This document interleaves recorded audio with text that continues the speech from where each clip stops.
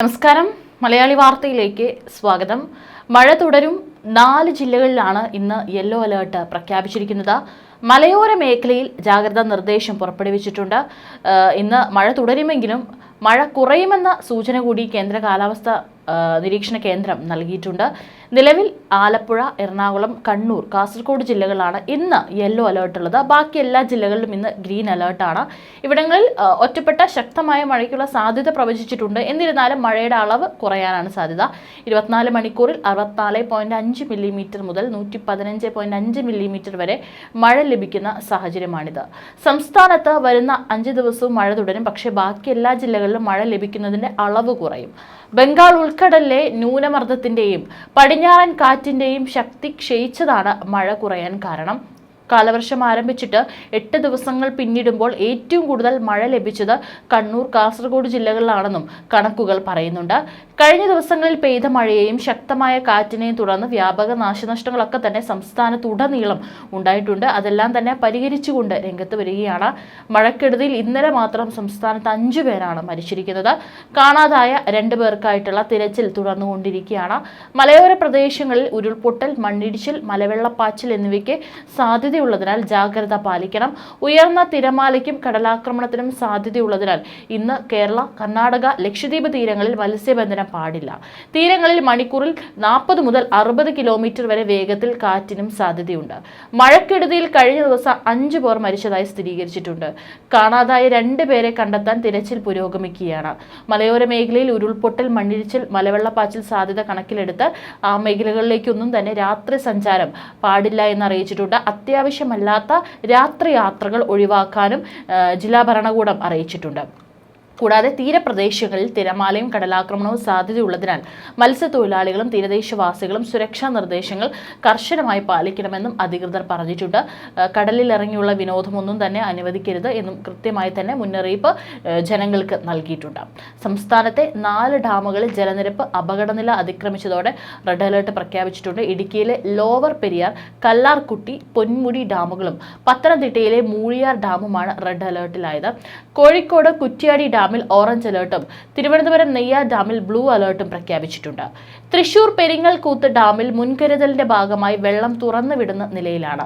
തുടർച്ചയായ മഴയും പ്രളയ സാധ്യതയും കണക്കിലെടുത്ത് സംസ്ഥാനത്തെ വിവിധ ഭാഗങ്ങളിലായി നിലവിൽ 177 ദുരിതാശ്വാസ ക്യാമ്പുകൾ പ്രവർത്തിക്കുന്നു. 287 കുടുംബങ്ങളിൽപ്പെട്ട 6945 പേരെയാണ് ഇപ്പോൾ വരെ ക്യാമ്പുകളിലേക്ക് മാറ്റി പാർപ്പിച്ചിരിക്കുന്നത്. ഏറ്റവും കൂടുതൽ ക്യാമ്പുകൾ നിലവിൽ ഉണ്ടായിരിക്കുന്നത് കോട്ടയത്താണ്, 58 ക്യാമ്പുകൾ. അപകട സാധ്യതകളെ തുടർന്ന് എല്ലാ വിഭാഗം ജനങ്ങളും അതീവ ജാഗ്രത പാലിക്കണമെന്ന് ദുരന്ത നിവാരണ അതോറിറ്റി മുന്നറിയിപ്പ് നൽകിയിട്ടുണ്ട്. സംസ്ഥാനത്ത് മഴ ശക്തമാകുന്നതിനിടെ പുതിയ അധ്യയന വർഷം കൂടെ ആരംഭിക്കുകയാണ്. നാളെയാണ് ജൂൺ 2-നാണ് സ്കൂൾ തുറക്കുക. എന്നാൽ കനത്ത മഴ കണക്കിലെടുത്ത് സ്കൂൾ തുറക്കുന്ന തീയതിയും നീട്ടണമെന്ന ആവശ്യവുമായി Kerala private unaided school management association രംഗത്തെത്തിയിരുന്നു. മഴ ഇങ്ങനെ തുടരുകയാണെങ്കിൽ സ്കൂൾ തുറക്കുമോ എന്ന ചോദ്യം വിദ്യാർത്ഥികൾ ഉന്നയിക്കുന്നുണ്ട്. പക്ഷേ കഴിഞ്ഞ ദിവസം ഇക്കാര്യത്തിൽ മറുപടി നൽകിയിട്ടുണ്ട് വിദ്യാഭ്യാസ മന്ത്രിയായിട്ടുള്ള വി ശിവൻകുട്ടി.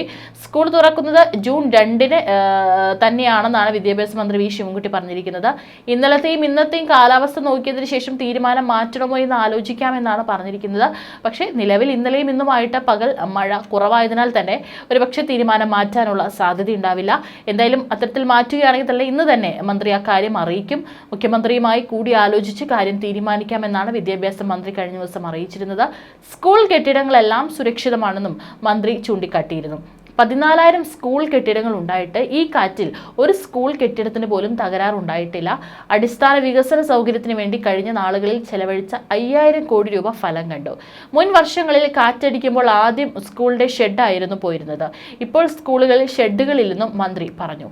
നേരത്തെ സ്കൂൾ തുറക്കുന്നത് ഒരാഴ്ച കൂടി നീട്ടണമെന്നായിരുന്നു Kerala private unaided schools management association ആവശ്യപ്പെട്ടിരുന്നത്. സംസ്ഥാനത്താകെ മഴക്കെടുതി രൂക്ഷമായി തുടരുകയാണ്. ഈ സാഹചര്യത്തിലായിരുന്നു ഇത്തരത്തിലൊരു ആവശ്യം ഉന്നയിച്ചിരുന്നത്. കുളങ്ങളും നീരുറവകളും നിറഞ്ഞത് കാരണം അപകടകരമായ സാഹചര്യമാണ് നിലനിൽക്കുന്നത്. സ്കൂൾ തുറക്കുന്നതിന് മുന്നേ അറ്റകുറ്റപ്പണികളും മറ്റു പ്രവർത്തികളും മഴ കാരണം ഒരാഴ്ചയായി മുടങ്ങിക്കിടക്കുകയാണ്. ഈ സാഹചര്യം വിദ്യാഭ്യാസ വകുപ്പ് മുഖവിലേക്ക് എടുക്കണമെന്ന്, സ്കൂൾ തുറക്കുന്നത് നീട്ടിവെക്കണമെന്നായിരുന്നു ആവശ്യം. ഈ സാഹചര്യത്തിൽ കൂടിയാണ് മന്ത്രിയുടെ പ്രതികരണം. ഹൈസ്കൂളുകളിൽ ക്ലാസ് സമയം അരമണിക്കൂർ കൂട്ടുന്ന വിഷയത്തിൽ മന്ത്രി പ്രതികരിച്ചു. ചില അധ്യാപിക സംഘടനകൾ തന്നെയാണ് ഇതിന് ബുദ്ധിമുട്ടുണ്ടാക്കിയത്. ആദ്യം 110 ദിവസവും 120 ദിവസവും തീരുമാനിച്ചിരുന്നു. അത് കൂടിപ്പോയെന്ന് പറഞ്ഞ് കേസ് കൊടുത്തത് അധ്യാപക സംഘടനകളാണ്. പിന്നാലെ കോടതിയുടെ നിർദ്ദേശപ്രകാരം കമ്മീഷനെ നിയോഗിക്കുകയായിരുന്നു. കമ്മീഷൻ നൽകിയ റിപ്പോർട്ടാണ് ഇന്നലെ പൊതുവിദ്യാഭ്യാസ വകുപ്പ് അംഗീകരിച്ചത്. ആ റിപ്പോർട്ടിൽ പറഞ്ഞത് അനുസരിച്ച് സമയം ക്രമീകരിക്കാനാണ് രാവിലെയും വൈകിട്ടും അധിക സമയം കൂട്ടിച്ചേർത്തതെന്നും മന്ത്രി പറഞ്ഞു. 6 ദിവസമായി തുടരുന്ന കനത്ത മഴയിൽ തിരുവനന്തപുരം ജില്ലയിൽ വ്യാപക നാശമാണ് ഉണ്ടായിട്ടുള്ളത്. 144 വീടുകളാണ് തിരുവനന്തപുരത്ത് മാത്രമായി തകർന്നിരിക്കുന്നത്. അതിൽ 138 വീട് ഭാഗികമായും 6 വീട് പൂർണ്ണമായുമാണ് തകർന്നത്. നെടുമങ്ങാട് താലൂക്കിൽ 34 വീടും ചിറയൻകീഴ് താലൂക്കിൽ 9 വീടും കാട്ടാക്കടയിൽ 8 വീടും വർക്കലയിൽ 38 വീടും തകർന്നിട്ടുണ്ട്. കൂടുതൽ വീടുകൾ തകർന്നത് നെയ്യാറ്റിൻകര താലൂക്കിലാണ്. 52 വീട് ഭാഗികമായും 5 വീട് പൂർണ്ണമായും തകർന്നു. മലയോര മേഖലയിലെ വിവിധ പ്രദേശങ്ങളിൽ വൈദ്യുതി കമ്പികൾക്ക് മേൽ മരം വീണ് വൈദ്യുതി പൂർണ്ണമായും തടസ്സപ്പെട്ടിട്ടുണ്ട്. വർക്കല പാപനാശം ക്ലിഫിൽ കുന്നുകൾ ഇടിയാൻ സാധ്യതയുള്ളതിനാൽ ക്രമീകരണം നടത്തി. ഹെലിപാഡിലെ വാഹന പാർക്കിങ്ങിന് കുന്നുകളിൽ നിന്ന് 15 മീറ്റർ ദൂരപരിധി നിശ്ചയിച്ചു. നെയ്യാർ അണക്കെട്ടിന്റെ 4 ഷട്ടറും 20 സെന്റിമീറ്റർ വീതം ഉയർത്തി. 83.580 മീറ്ററാണ് ജലനിരപ്പ്. 24 മണിക്കൂറിൽ 16 സെന്റിമീറ്റർ ജലനിരപ്പ് ഉയർന്നിട്ടുണ്ട്. കോട്ടയം കൊല്ലാടിന് സമീപം മീൻ പിടിക്കുന്നതിനിടെ വള്ളം മുങ്ങി 2 പേർക്ക് ദാരുണാന്ത്യം. പാറക്കൽ കടവ് സ്വദേശികളായ ജോബി, പോളച്ചിറയിൽ അരുൺസാം എന്നിവരാണ് മരിച്ചത്. വിഴിഞ്ഞത്ത് ശക്തമായ തിരമാലയിൽ വള്ളം മറിഞ്ഞ് 2 പേർ മരിച്ചു. 3 പേർ നീന്തി രക്ഷപ്പെട്ടു. കനത്ത മഴയിൽ നനയാതിരിക്കാൻ മുനമത്ത് നിർമ്മാണത്തിലിരിക്കുന്ന കെട്ടിടത്തിന് സമീപം നിന്ന് യുവതിയുടെ തലയിൽ കാറ്റിനെ തുടർന്ന് ഇഷ്ടിക വീണു. പരിക്കേറ്റ് ചികിത്സയിലിരിക്കെ കഴിഞ്ഞ ദിവസം രാവിലെയാണ് യുവതി മരിച്ചത്. എറണാകുളം വടക്കേക്കര സ്വദേശിനി ആര്യ ശ്യാംമോഹനാണ് മരിച്ചത്. ബുധനാഴ്ചയായിരുന്നു അപകടമുണ്ടായത്.